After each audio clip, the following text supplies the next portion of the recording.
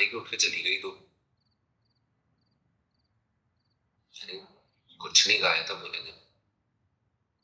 सोचा था तेरे साथ खाऊंगा और तू बस ऐसे अचानक उठ के चली गई। मैं भी अपने सारे मसले तुझे बताने लग गया था, शायद इसलिए। और किसे बताऊं, किससे समझ में आएगा कि उठते बैठते मेरा बाप मुझे तेरे नाम की कहानी क्यों देता है। मैं तो नहीं, ये नहीं पता कि हमने केस कर दिया यासीन पर। उसका पता चला ना तो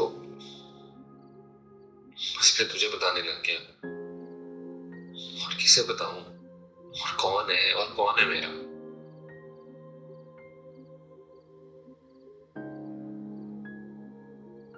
और तू,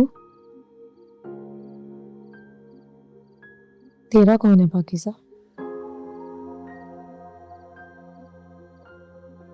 I can't believe this. I'm still in shock. एक लड़की जिसको मैं तलाक दे चुका हूं वो कह रही है कि उसको कभी तलाक की खबर ही नहीं मिली, और अब क्लेम कर रही है कि उसके 10 मुरब्बे की जमीन हम लोग खा पी गए हैं। She's blackmailing us. She's a fraud. जो भी है, तुम उस औरत को यहाँ लेके आए हो बगैर कुछ पूछे, बगैर कुछ इंक्वायरी की। अब तुम जानो, वो औरत जाने और 10 मुरब्बे जमीन जाने। निकालो उसे यहाँ से, उसको वापस भेजो या कहीं और रखो। I don't care, it's not my problem. मुझे मेरे घर में अब ये तमाशा नहीं चाहिए Zubair, and that is it. सिमन,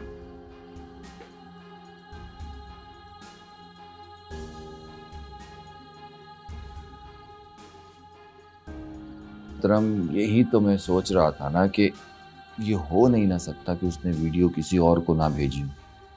मुद्दई से पहले उसने आपको भेजी और आप लेके बैठ गए खामोशी से।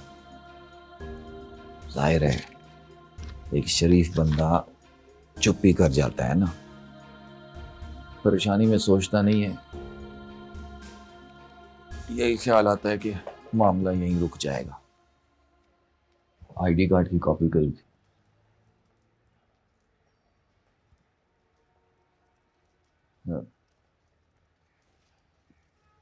इसकी फ्रेश कॉपी निकलवा लें, बहुत पुरानी हो गई है जी। समझ में नहीं आ रहा कि वल्दियत में क्या लिखा हुआ है। मोहम्मद असलम हुसैन वल्द मोहम्मद असलम हुसैन वल्द मोहम्मद गुलाम हुसैन। गुलाम। मैं करा लेता हूँ जी दूसरी को। हाँ, इसमें जो सिम है वो आपके नाम पे ही रजिस्टर है ना? जी ठीक है।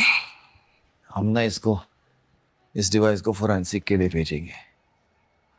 आपको अंदाजा है ना कि ये एविडेंस है मुलजिम के खिलाफ, और इसी एविडेंस पे एनसीसीआईए एक्शन लेगा। जी मोहतरम, आप समझ रहे हैं ना कि क्या होने वाला है आगे आपके साथ? जी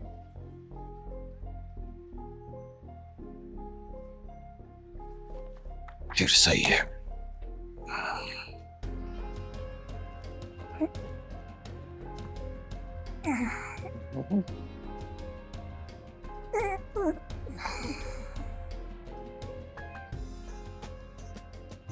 मैं कॉपी करा लेता हूँ। अरे नूर भरी, क्या कर रही हो तुम? अपने गांव वाले को यहाँ पे क्यों लगा रही हो? अरे मैं तुम्हें गांव छोड़ने जा रहा हूँ, क्या कर रही हो? शांत बनो नूर भरी। अरे इसको गांव छोड़ने जा रहा हूँ यार मैं। बेशक मैं कुमार सेठ। जब मैं गांव से निकल रहा था इसी तरीके से चीखे मार मार के पूरे गांव को छा कर मजबूर इसको लेकर आना पड़ा। एक नंबर की ढीठ हड्डी है, इनके साथ जबरदस्ती करनी पड़ती है। अरे क्या स्टॉप इट यार? अरे क्या तुम्हें नजर नहीं आ रहा ड्रामे कर रही है यार? ये कह रही है इसको तलाक नहीं मिली और ऊपर से कह रही है कि इसकी सारी जायदाद खा गए। हम फ्रॉड है एक नंबर की। तू समझ आई दे, फ्रॉड है तेरा पियो। बेच बेच के खा गए मेरे किले। ऐसे मुझे से खाए हैं यार। तू कौन का मारी चुकड़ा?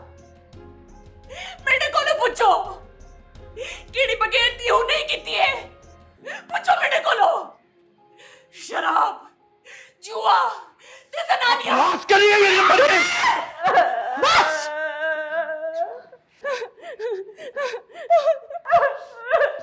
उठो तुम।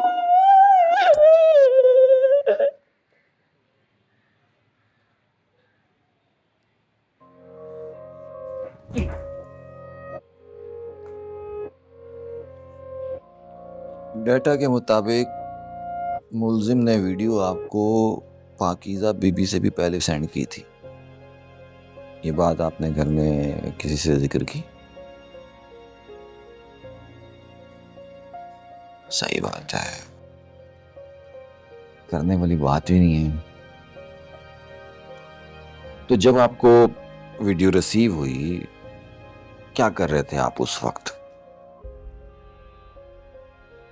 जी मैं देसी चूजा लेने गया था। बुखार बड़ा तेज था, पाकिज़ा को नॉर्मल नहीं हो रहा था।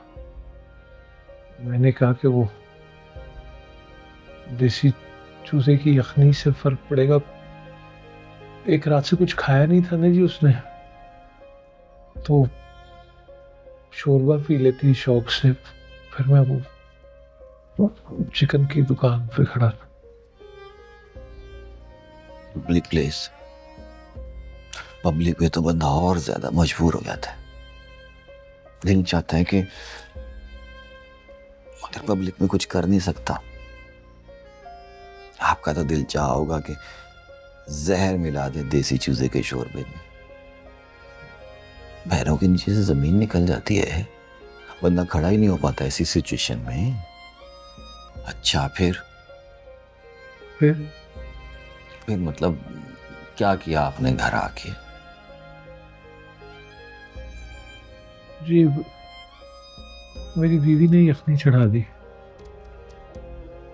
पहले नहीं मान रही थी, कह रही थी कि ये गर्म होता है ये चूजा देसी। फिर मैंने जिद की, मैंने कहा ताकत आ जाएगी। ये पाकीज़ा ना शुरू से ही खाने में तंग करती है। आप देखा तो है आपने, दुबली पतली सी है। यखनी बन गई पर चक्की तक नहीं उसने। कहने लगी अब्बू जी मुंह का जायका खराब हो गया।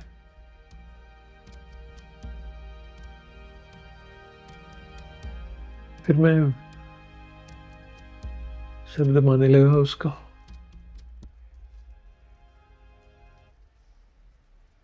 बड़े हौसले वाले हैं असलम साहब आप।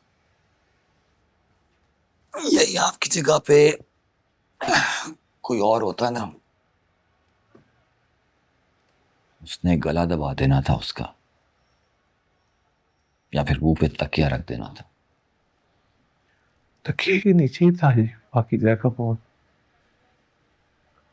2-3 मैसेज आए, चौंक गई।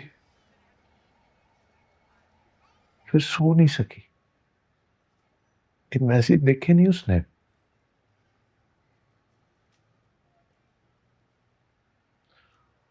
सोचा कि बाप बैठा है तो लिहाज किया इस बात का। वो रोने लगी।